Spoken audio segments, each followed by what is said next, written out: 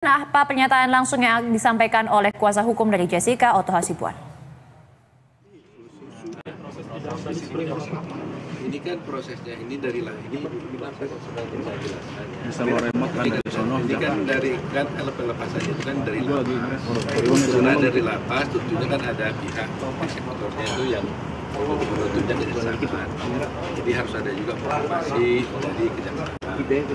Kejaksaan baru nanti itu ke lapas ya.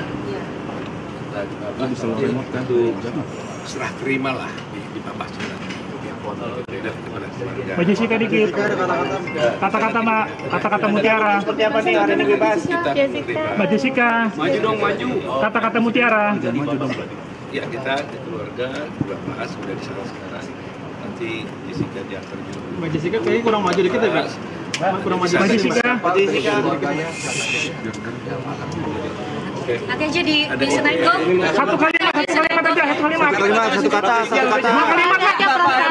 Mbak Kris, dua kalimat lah, dua kalimat. Mbak Kris enak udah nempel terus. Jessica-nya akan kasih konfirmasi. Dua kalimat aja, dua kalimat. Isi mas. Sedikit aja, Jess. Dua kalimat ya, Mas. Saya bawa susu ya, gini ya.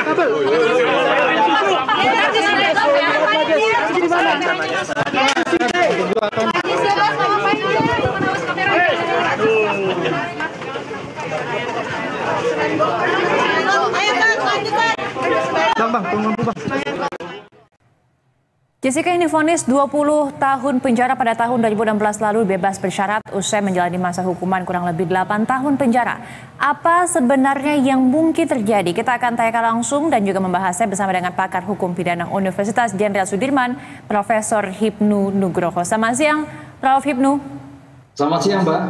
Prof. Hipnu, kita tadi lihat bahwa hari ini Jessica sudah bebas bersyarat, sudah meninggalkan lapas. Pertama yang ingin kami tanyakan adalah siapa kemudian berwenang untuk memutuskan Jessica ini bebas bersyarat? Dan biasanya apa kemudian pertimbangan seorang terpidana bisa bebas sebelum waktunya? Ya, yang berwenang adalah Undang-Undang Pemasyarakatan. Jadi dalam Undang-Undang Pemasyarakatan, setiap narapidana yang sudah menjalani 2/3 dari pidana yang dijatuhkan berhak loh ya untuk mendapatkan suatu pidana bebas bersyarat. Karena untuk bersyarat itu ada syarat yang harus dipenuhi. Pertama, berkelakuan baik. Dua, mengikuti pola-pola pembinaan yang di lapas. Ketiga, risiko. Lah ini mitigasi risiko. Lapas melihat risiko Jessica itu berisiko atau tidak ketika nanti bebas bersyarat. Ini penting ya, karena kalau berisiko ya tidak akan mendapatkan atau mendapatkan dengan catatan-catatan. Ketiga, bahwa yang bersangkutan nanti tetap beritikat baik dan mampu langsung untuk laporan-laporan terhadap LP yang bersangkutan. Jadi tetap wajib lapor. Ini sebagai program pembinaan LP.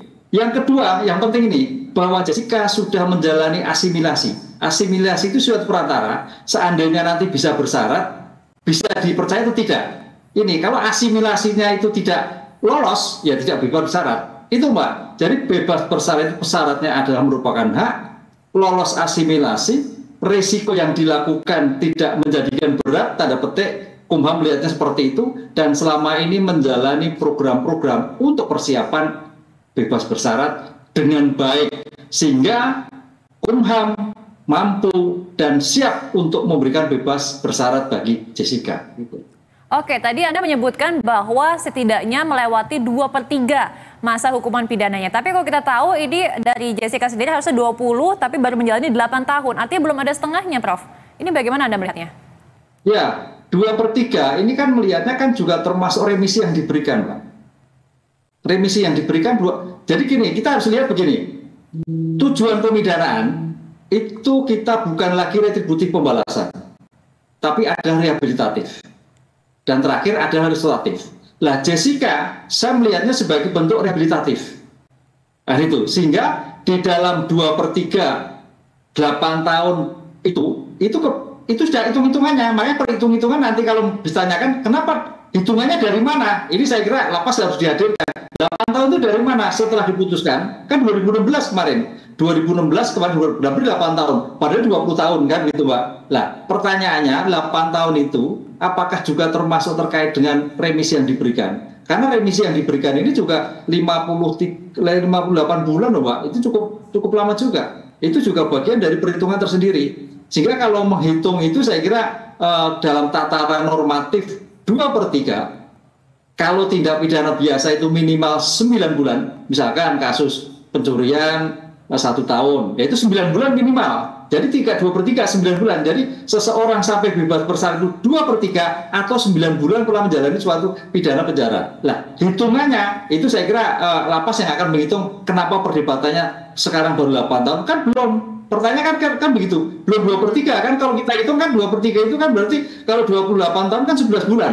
Betul. Kan 11 tahun kan gitu kan Pak ya. Kenapa 8 tahun sudah diberikan? Lah, pertanyaannya berarti hitungannya adalah 8 tahun plus remisi yang sudah diberikan kepada Jessica Wongso. Oke, tentu kita akan tunggu pernyataan langsung dari lapas terkait dengan hitungan terkait dengan remisi ini Juni 23 dari mana. Tapi kalau kita lihat sebelumnya juga Prof, kuasa hukum Jessica sebelumnya juga telah melakukan serangkaian tahapan juga ya untuk membela kliennya. Nah, dalam konteks peradilan pada umumnya sebenarnya apakah mungkin begitu keputusan terpidana bebas ini karena upaya-upaya yang juga dilakukan oleh kuasa hukum?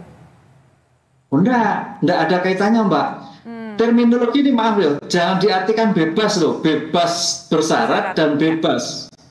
Bebas itu tidak terbukti seperti yang dirumuskan dalam surat dakwaan. Sama sekali bebas. Tapi kalau bebas bersyarat setelah menjalani, dia seorang napi, seorang warga binaan, itu dilepaskan dari lembaga dengan syarat-syarat tertentu. Syarat internal tadi kita sampaikan, melakukan pembinaan dengan baik, resiko mitigasi sudah dilakukan dengan baik, melakukan isolasi sudah dengan baik, sehingga sebagai bentuk rehabilitatif, kan pidana kan nggak boleh kan memaksa-maksa, itu adalah dikeluarkan dengan bersyarat. Syaratnya apa? Wajib lapor sampai batas yang ditentukan oleh Kumham. Begitu. Oke, baik. Nah, Prof. Hipnu pasti juga mengikuti bagaimana proses perjalanan kasus ini dari awal hingga akhirnya hari ini bisa bebas bersyarat begitu ya. Dan kita lihat bahwa kasus kopi sianida ini kan juga menjadi sorotan publik begitu. Bagaimana sebenarnya kasus ini bisa sebesar ini begitu kalau Prof melihatnya dan berbelit begitu ya kalau lihat perjalanan kasusnya? Iya, ini memang ya masuk materi lagi Mbak. Materi pokok perkaranya kopinya seperti apa, belinya di mana meraciknya, perdebatannya seperti itu. Sehingga kalau kita lihat kasus persidangan ini persidangan yang luar biasa. 32 kali sidang kalau tidak salah. 32 kali sidang itu artinya suatu sidang yang cukup panjang. Paling panjang. Karena apa? Semua saksi, semua ahli dihadirkan. Itu pertama. Kemudian live TV pun termasuk BTV pun juga all round sampai tidak ada suatu penutupan. Ini suatu sebetulnya kalau kita lihat bertentangan dengan asas pemeriksaan di persidangan. Kalau pemeriksaan saksi harusnya tutup. Artinya di mute. Kan itu. Oke, di sidang dibuka tapi kemarin kan tidak. Waktu Jessica langsung all round live kan itu. Lah ini suatu yang betulnya keliru. Terbuka boleh tidak, tapi tidak terbuka seperti ini. Terbuka yang terbatas. Tapi di persidangan terbuka, tapi dengan live TV terbatas seperti kasus kemarin yang menarik itu kasusnya beberapa itu juga sudah mulai perbaikan. Lah, disinilah saya kira sebagai bentuk upaya hukum sebagai hak narapidana, penasihat hukum sudah betul memastikan apakah nanti mengajukan PK kembali, PK memang dimungkinkan 1 kali, kan gitu kan? Ini suatu perkembangan baru, 1 kali selesai sudah. Kalau KUHP sebetulnya 1 kali, tapi perkembangan Mahkamah Konstitusi diberikan lagi 1 kali. Nah, pertanyaannya kenapa 1 kali? Ya, peradilan di Indonesia kan tanda petik ya belum begitu firm banget lah ya gitu, sehingga sampai Mahkamah Konstitusi memberikan itu sebagai pertimbangan siapa tahu ada bukti baru yang ditemukan di dalam suatu persidangan. Ini saya kira suatu yang sangat menarik Mbak. Memang kasus Jessica itu suatu yang luar biasa, kemudian kasus-kasus Sambo juga luar biasa sehingga mendapatkan perhatian masyarakat, termasuk hitungannya pun ini bagus nih gitu. Hitungannya itu cut off-nya seberapa? 8 bulan itu sampai mana? 30 sampai mana? Saya kira itu perlu diperdebatkan. Oke, nah berarti kalau sebenarnya sebelumnya divonis 20 tahun penjara, kemudian bebas bersyarat usia 8 tahun dijalani, mungkin kita juga masih menunggu apa alasannya, apakah memang ada perilaku baik atau risiko rendah yang tadi Prof nyatakan, atau 2/3 masa tahanannya dan sebagainya. Tapi apakah Prof melihat 20 atau 8 tahun penjara ini menurut Anda sudah sesuai dengan asas keadilan?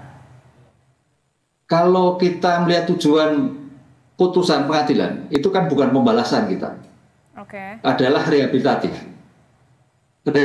bukan retributif.